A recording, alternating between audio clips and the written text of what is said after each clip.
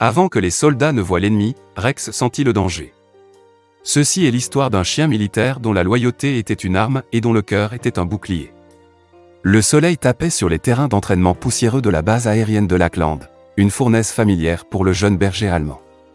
Il s'appelait Rex, immatriculation MWDK 9-473, une tapisserie de fourrure sable et noire contenant à peine une centrale de muscles et d'intelligence.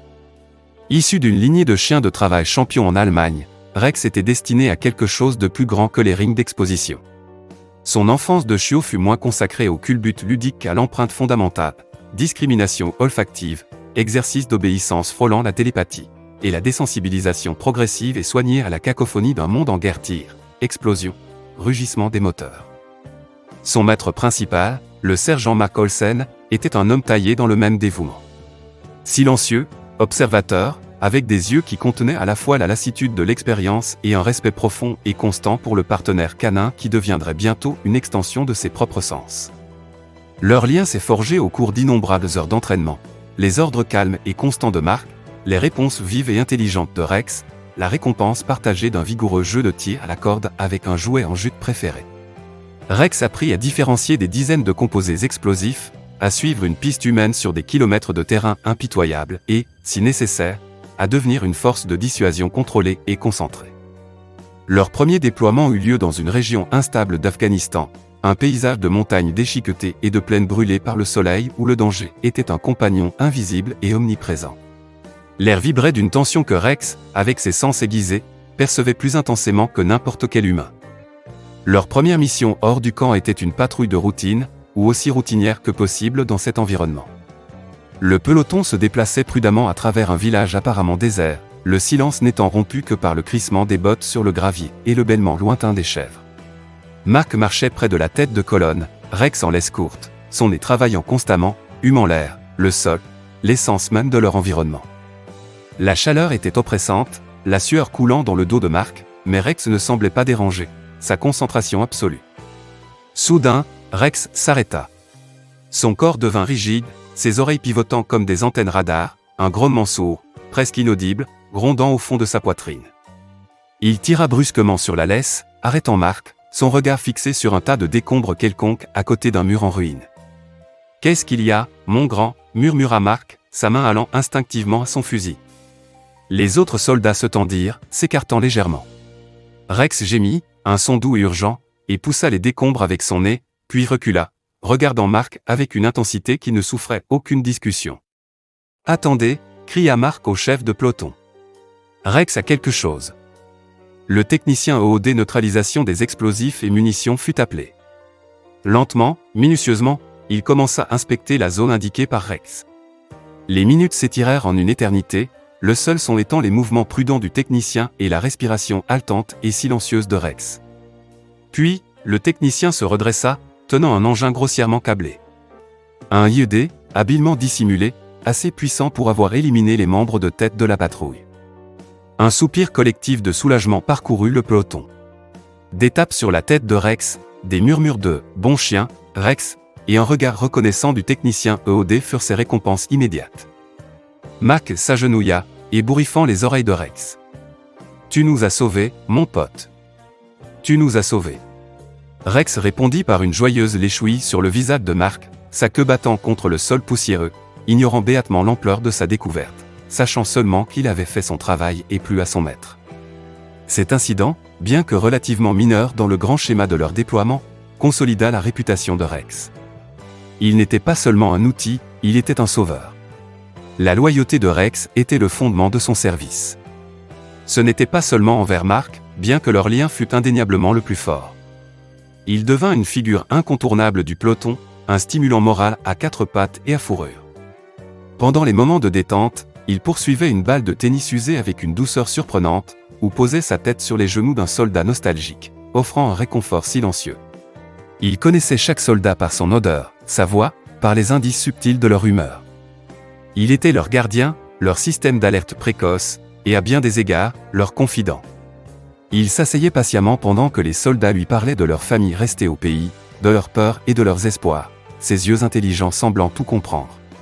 Sa présence était un rappel tangible de quelque chose de bon et de pur dans un monde qui semblait souvent tout le contraire.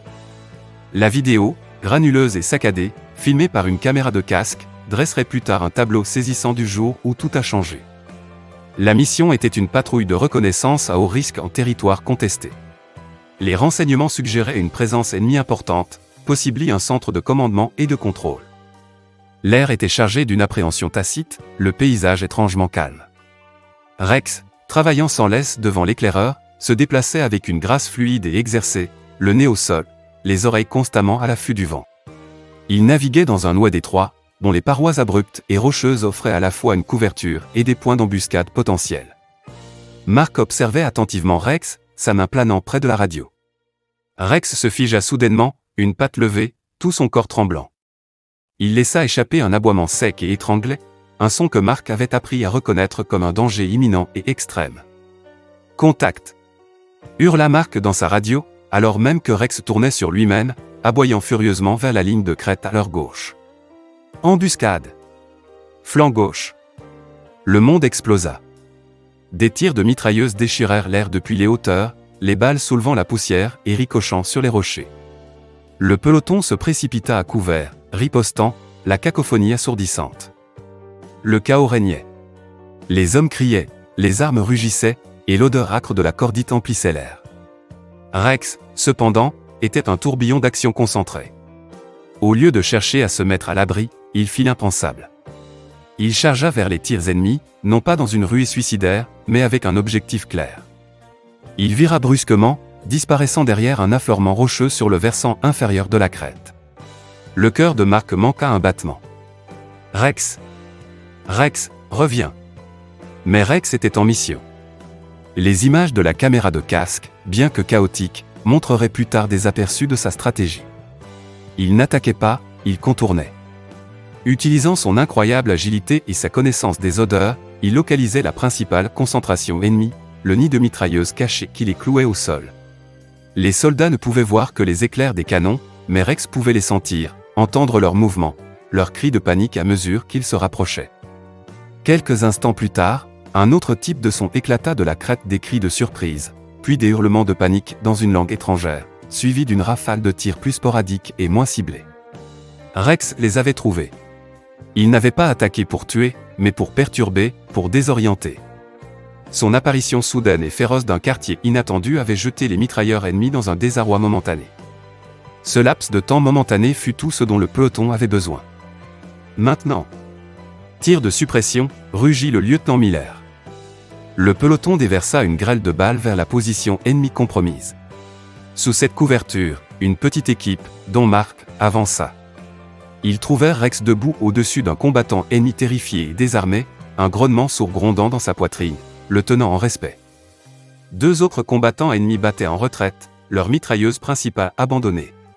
Rex avait non seulement localisé l'embuscade, mais avait neutralisé à lui seul son élément le plus dangereux, sa bravoure offrant au peloton les secondes critiques dont il avait besoin pour reprendre l'initiative.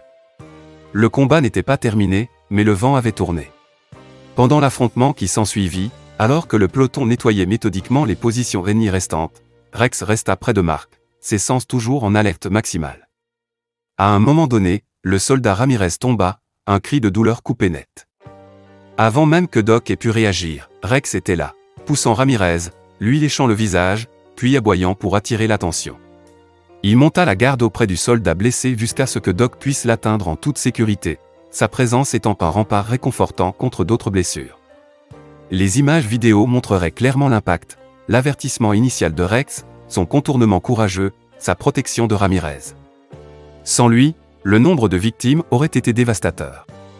Il n'avait pas seulement fait son travail, il l'avait transcendé, opérant avec une intelligence et une bravoure qui laissaient tout le monde admiratif. De retour à la base, le débriefing fut sombre, mais souligné par une profonde gratitude envers Rex. Les images de la caméra de casque furent examinées, et toute l'étendue des actions de Rex devint indéniable. Il n'était pas seulement un chien, il était un héros, un soldat à part entière.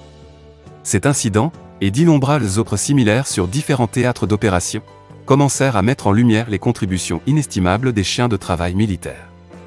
Ce n'étaient pas seulement des animaux, c'étaient des spécialistes hautement qualifiés, leur sens aiguisé accomplissant des tâches que les humains ne pouvaient tout simplement pas faire.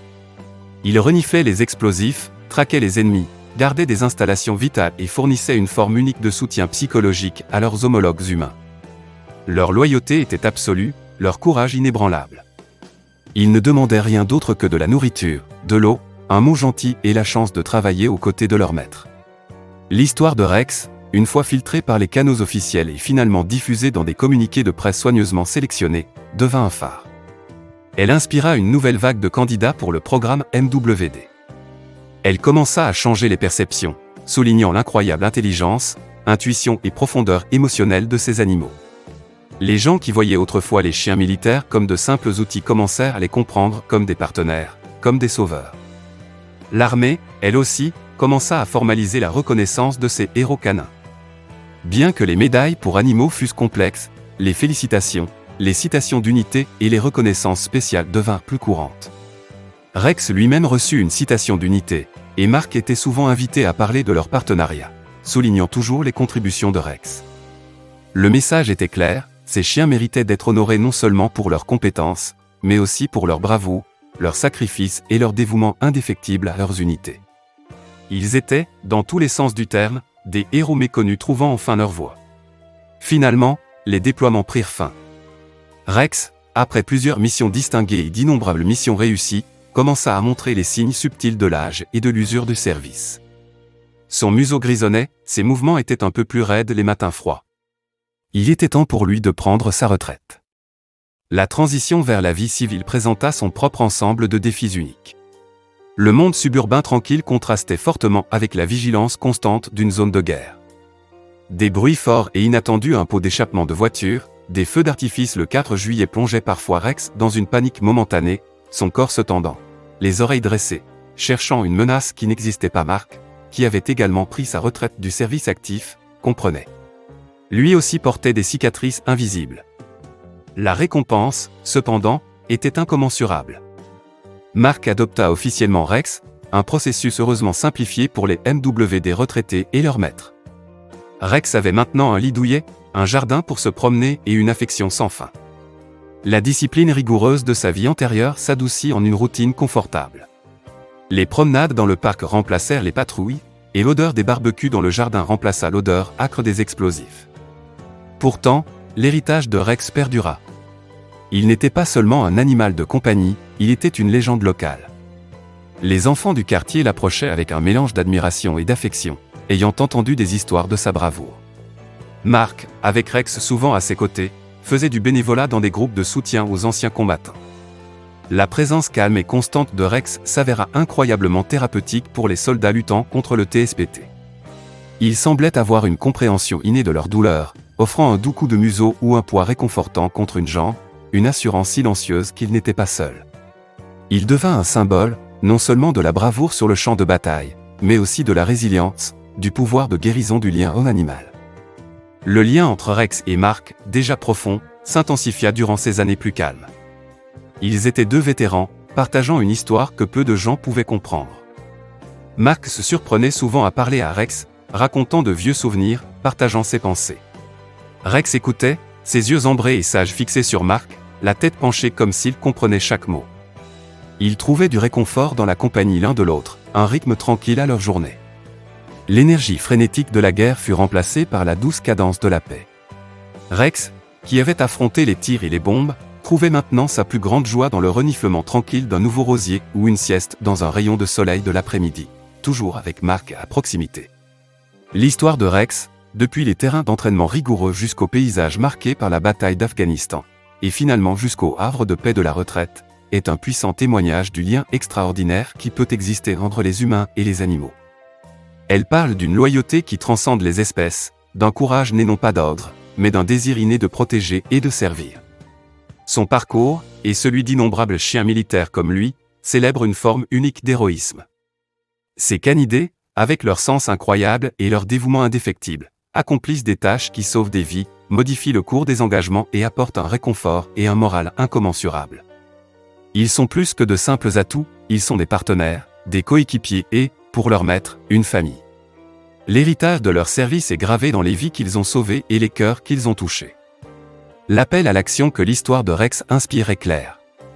Il nous encourage à en apprendre davantage sur le rôle vital des chiens de travail militaires, passés et présents. Il exhorte à soutenir les organisations dédiées aux soins, à l'entraînement et à l'adoption de ces vétérans canins, en veillant à ce qu'ils reçoivent le respect, les soins médicaux et les foyers aimants qu'ils méritent tant après leur service. Des organisations comme la US War Dogs Association, Project K9 Hero, et les programmes locaux d'adoption de NWD travaillent sans relâche pour subvenir aux besoins de ces héros à leur retraite. Rex, maintenant un vieux chien, se couchait souvent au pied de Marc le soir, la cheminée crépitant, les fantômes du passé tenus à distance par la chaleur de leur présent partagé. Il soupirait, un son content, et Marc se penchait pour lui gratter derrière les oreilles. Aucun mot n'était nécessaire. Dans le rythme silencieux de leur respiration, dans le doux battement de la queue de Rex, résidait la vérité durable de leur voyage, une histoire de bravoure, de sacrifice et d'une loyauté qui ne demandait rien en retour mais donnait tout ce qu'elle avait. Rex était plus qu'un héros militaire, il était un témoignage de ce que l'homme et le chien pouvaient être de meilleurs, ensemble. Son aboiement s'était peut-être estompé avec l'âge, mais sa légende, et l'écho puissant de son cœur loyal, résonnerait toute une vie.